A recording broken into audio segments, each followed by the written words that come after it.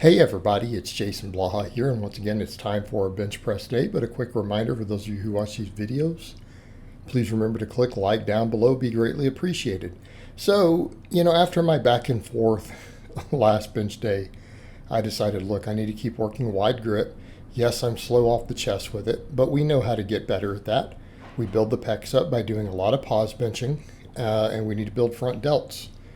So, I noticed this weekend, some you guys saw me messing with it a little bit.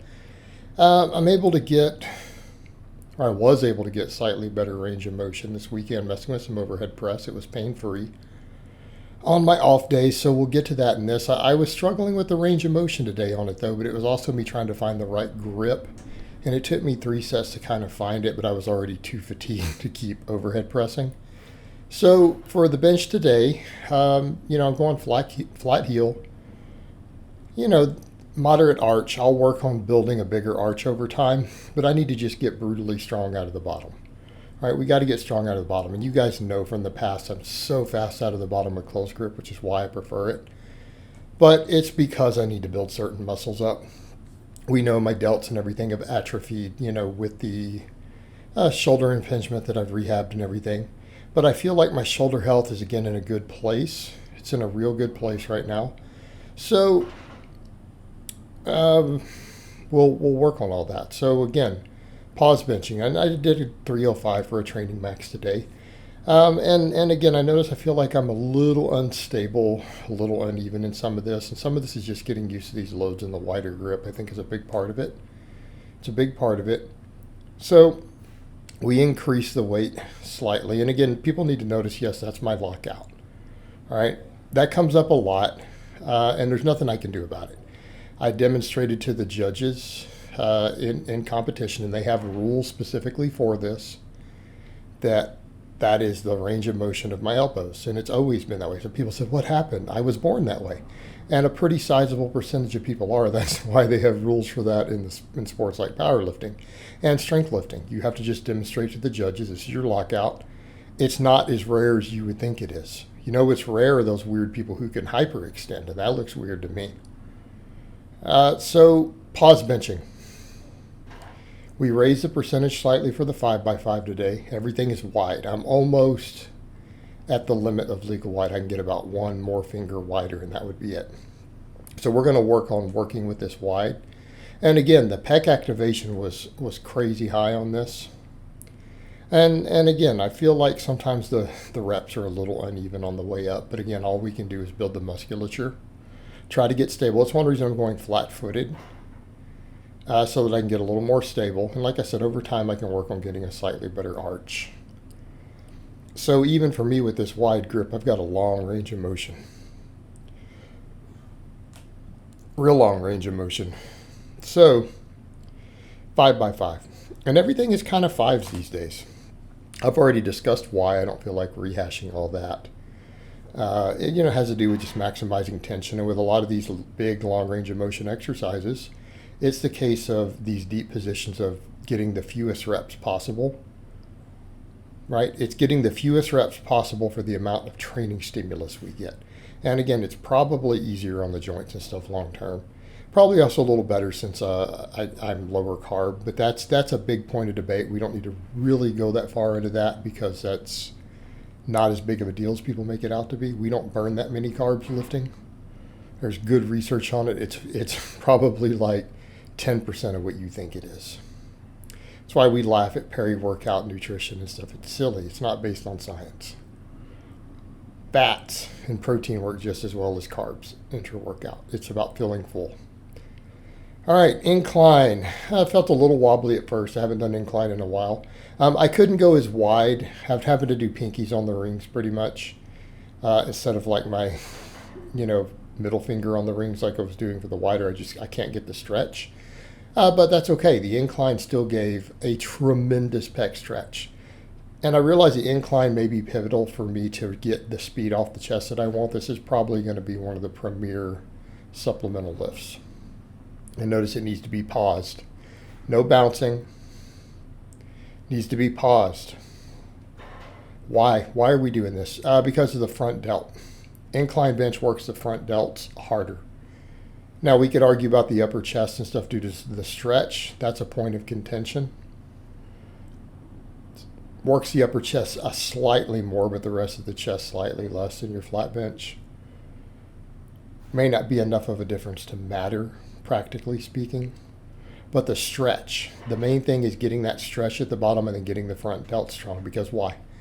Well, that stretch will help me get power out of the bottom of the bench, and the front delts are what give you the first couple inches of speed on a pause bench with a wide grip. Okay, most of the best experts will tell you that, who look at the biomechanics. If you're weak immediately off the chest, it's probably front delts. Well, I'm slow off the chest, so I need to build these up. I need to get this incline strong. It needs to be paused. Need a deep stretch, so that's what we're doing. And this is all I could handle for a 5x5 today. We'll work it up,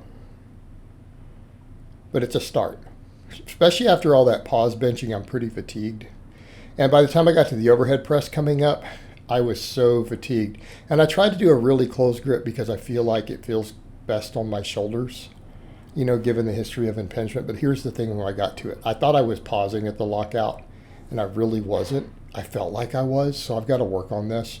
But I did a really narrow, and then I looked at the sets on camera. I was really unhappy with them. All right. I mean, even though I'm doing my lockout, because of the position it puts me in, my elbow situation's even worse. All right. So I'm trying to pause, no cheating, super strict. But I'm trying to pause the lockout. I got to the second set, and they were just up and down. Third set, it was a little better, but I was too fatigued by that point. It just started crapping out. But you guys will notice I get to the third set. What do we do? I went a little bit wider. Which I think is fine because I'm going to be forced to go light on these. Because I'm doing pause benching and then pause incline first for quite a few sets. By the time I get to these, I don't have a lot left. But what are we doing here? Shoulder girdle. Front delts, but it builds the whole shoulder structure. All the heads of the delts with a bias towards the front, builds traps, all that stuff. Again, we should get incline carryover. We'll get delts stronger. And that's something that's been pointed out. People have pointed out over the years that's one of the problems we've seen is a lot of guys have gotten really bad at raw benching because they take too much info from the equip benching, and it's all tricep. And the reality is old school guys who had big benches did a lot of incline and overhead press. This is old school. To come in and do flat incline and then overhead press is very old school, but there were a lot of really strong benchers back in the day, raw benchers, before shirts who trained this way.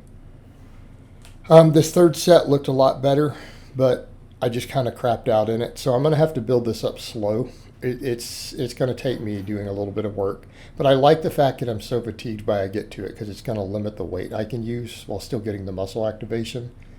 But my delts and stuff were fried by then. So then we do the laying extensions with the stretch reflex, and I did 5s on these. I went up 10 pounds over what I did with the 10s last time, and I did a 5x5. Now, some people say, this is a smaller exercise. Should we be doing 5s? It's a multi-joint movement. It's not a single joint because I'm getting that shoulder extension. Now, the first set wasn't as deep as the others. We're getting that shoulder extension, so it's a little different. This is still a big multi-joint exercise. Some people call it the rip toe skull crusher. He's called on the 4th power lift because he really got them from Pacifico. Used to do these, again.